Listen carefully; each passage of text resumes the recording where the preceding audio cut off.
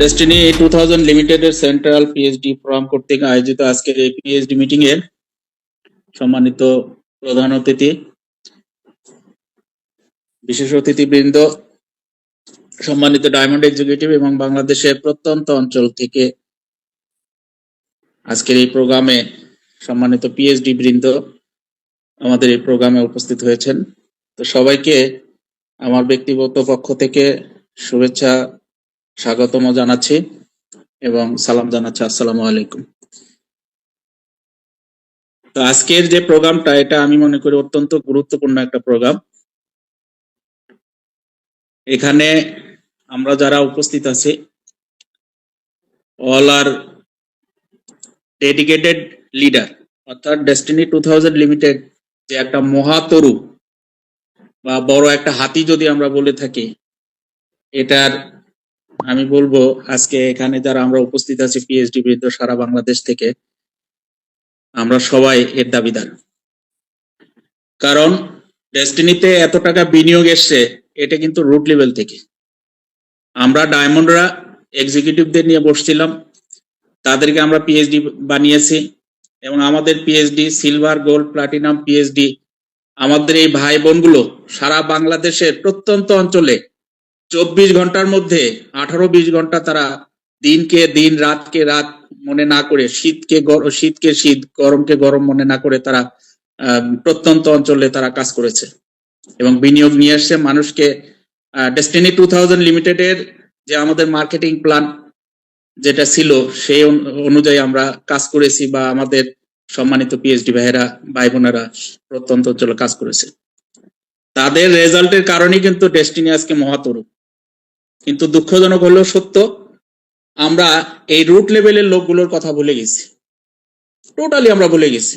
এই রুট লেভেলের লোকগুলো আমরা মানুষকে অনেক বড় বড় স্বপ্ন দেখিয়েছি, যেটা আমরা ট্রেনিং থেকে পেয়েছি। ডেস্টিনি চিরদিন থাকবে, ডেস্টিনি দীর্ঘদিন ব্যবসা করবে, ডেস্টিনির বিনিয়োগ আপনারা সময় মতো পাবেন, গাছে বিনিয়োগ করলে এত বছর পরে এই পাবেন, ইত্যাদি ইত্যাদি।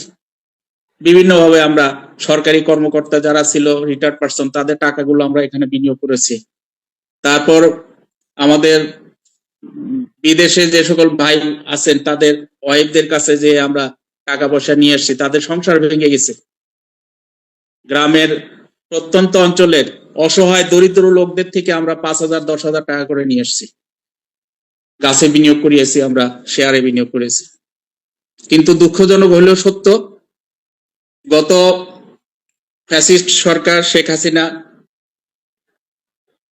বিদায় নেওয়ার পরে, তার আগে বলতে হয় 2012 সালে এমডি সাহেব, চেয়ারম্যান সাহেব আত্মসমর্পণ করার পর মাঠে ময়দানে অনেক ঝামেলা হয়েছে, অনেক ঝামেলা হয়েছে।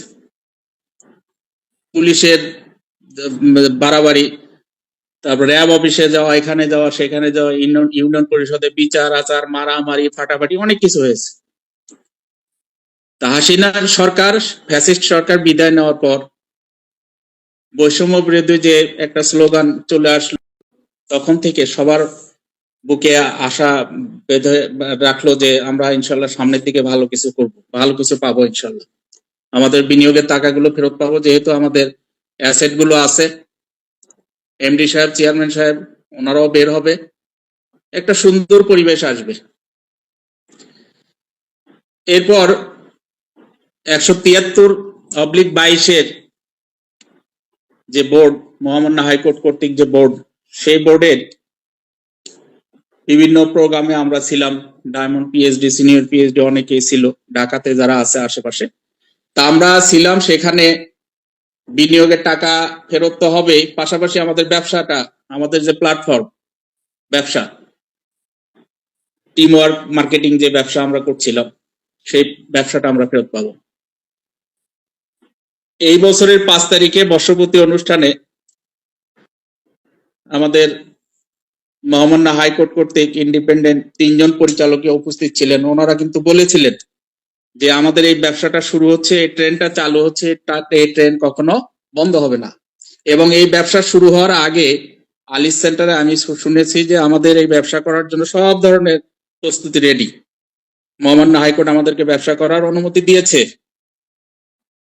ব্যাংকে ব্যাংককে বলা আছে, তারপর প্রশাসনকে বলা আছে, এবং আমাদের ডেস্টিনির পক্ষ থেকে 5টা জাতীয় দৈনিক বড় বড় পত্রিকায় আমাদের 173/22 এটার যে একটা ইফেক্ট সেটা আমরা পত্রিকায় ফ্লাশ করব, যার মাধ্যমে আমাদের ব্যবসা করতেও কোনো সমস্যা হবে না। কিন্তু দুঃখজনক হলেও সত্য, আমাদের এই ব্যবসাটা পরবর্তীতে আর চালু হলো না। আমাদের মহাগুরু রফিকুল আমিন সাহেব জানুয়ারির 15 তারিখে বের হলেন।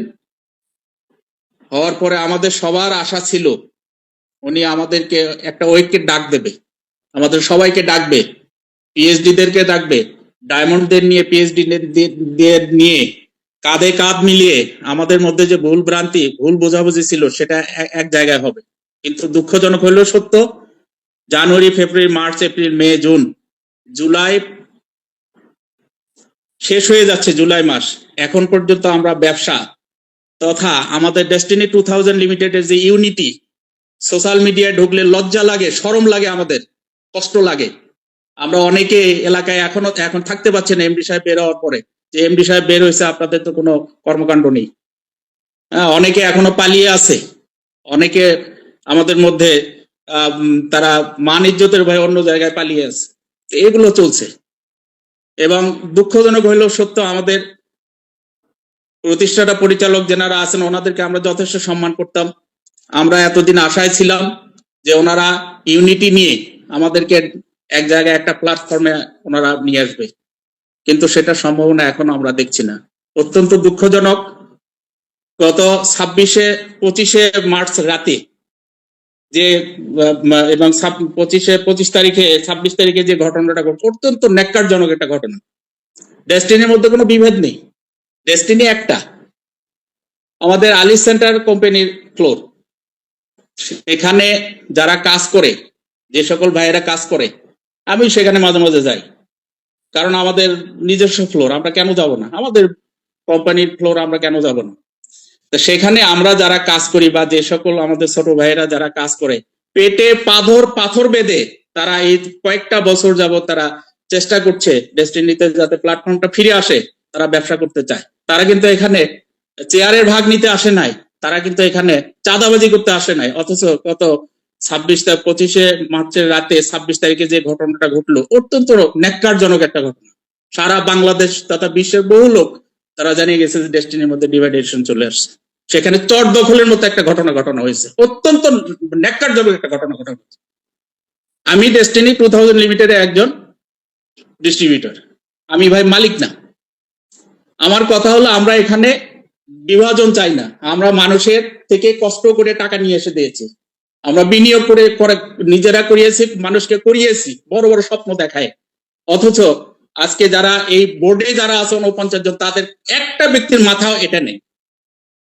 তাদের নিজেদের লজ্জা শরম তো চলে যাচ্ছে, মান ইজ্জত তো থাকতেছে না, মাঝখানে আমাদেরও থাকছে না। আমি ইদানিং অনেক ডিস্ট্রিবিউটর আমি মোবাইল রিসিভ করি না, কি বলবো, কি আনসার দেবো, কত মিথ্যা কথা বলা যায়।